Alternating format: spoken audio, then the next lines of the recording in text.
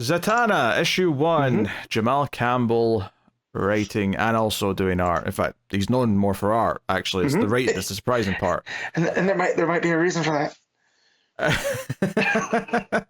I mean, okay, That's too harsh. I didn't think that the writing was bad, in the sense of the dialogue was fine. Mm-hmm. It wasn't like a short read or anything like that. I did not really like this book though, and Mm-hmm. I will say that for me it's maybe a bit more of a personal taste thing, but I did not like that this just kind of very very quickly had lots of like big crazy magic stuff happening. And I know that sounds Mm-hmm. like a weird complaint because it's a Tana book, but like by about a third of the way into this issue, we've got characters just randomly being pulled into paintings that lead them into like the astral Mm-hmm. plane, and they're in different like universes or different like pocket dimensions that are all based on different like movies or old like plays Mm-hmm. or whatever. And Zatanna has to go around and collect all of her crew for her new magic show that have all been kidnapped this Mm-hmm. way by the lady, the white lady, the ghost, whatever she is. The Lady White. Lady White, there you go. Right? Yeah.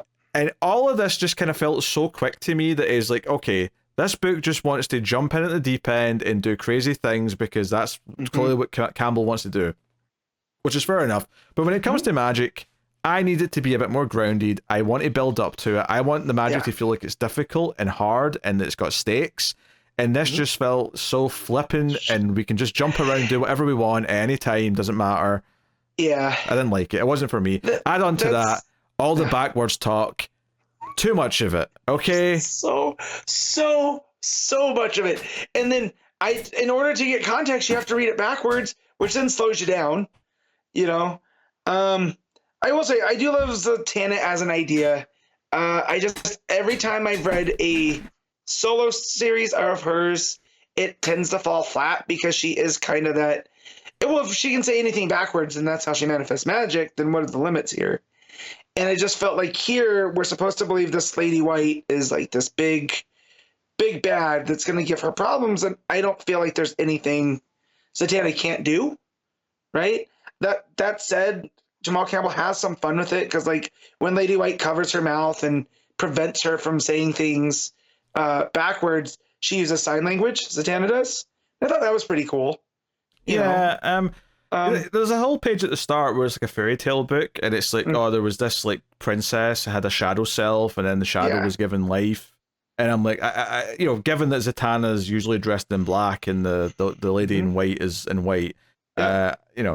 whether or not they're literally meant to be these characters in a backstory of some sort, or it's just a Yeah. thematic kind of, this is kind of like a representation thing. Mm-hmm. Obviously, I feel that that's intentional, of course. Well, and you have a lot of black and white, a lot of iconography at play here. Like when she clashes with the sword guy, right? She's all in black. He's done it all up in white. You Mm. know, and there's a couple of those throughout. We get. I think the layouts are super cool. Campbell's having a lot of fun with that. I mean, Like, I love the. Campbell's art is great, right? Because his art Yeah. is just generally very Well, good. I just mean even for telling the story, right? So she has to go get her crew out from all of these different movies that the Lady White starred in, because we find out that the Lady White was this person that popped up in old Hollywood and seemed to be like in everything. She was a dancer, an actress, And this is why all the little pocket dimensions they've all went to are all based on stuff she was in. So you get like right. a noir looking detective-y movie, you get like a sci-fi one, you get like a musical number A one. race car one, a pirate looking one with But this is the thing, she's going around like collecting all of her crew, but this is issue one, and we've barely like the only one that's had any time to get to know is the one who turns out to be a villain at the end. Yeah. Right? Everyone else that she saves are like, these are red shirts. I don't know who these people are. Yeah. Yes. Oh, and the one crew lady that is her like her technical director that's responsible for the harness and stuff. She gets a name, but I don't remember what the name is. But I remember that moment. So there's nothing else that draws these characters to make them identifiable. Right? We're just, we care because they're on Zatanna's crew. Yeah, and like you said, it's kind of red shirty. I guess the simplest way to phrase what I didn't like about this is that it rushes into something big far too quick. I think this had to be a more down to earth issue, introducing the various crew members, let us get to know the supporting cast, and tease that something big is coming. Yeah.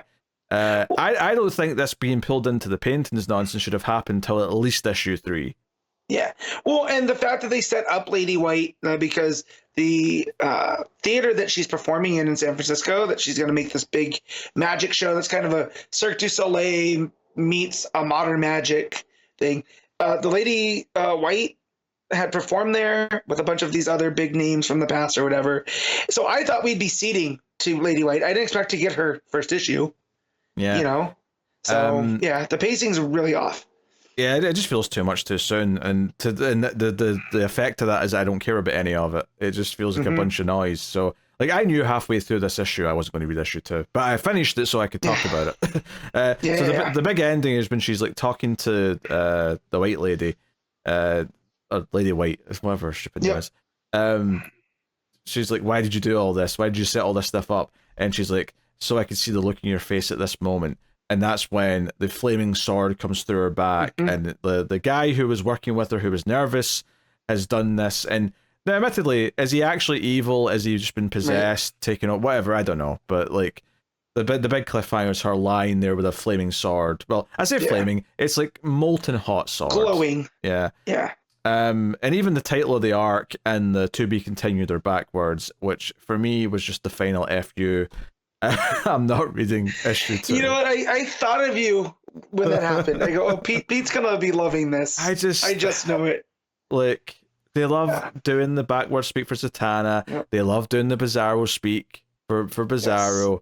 And frankly, it's just annoying to read. I hate it.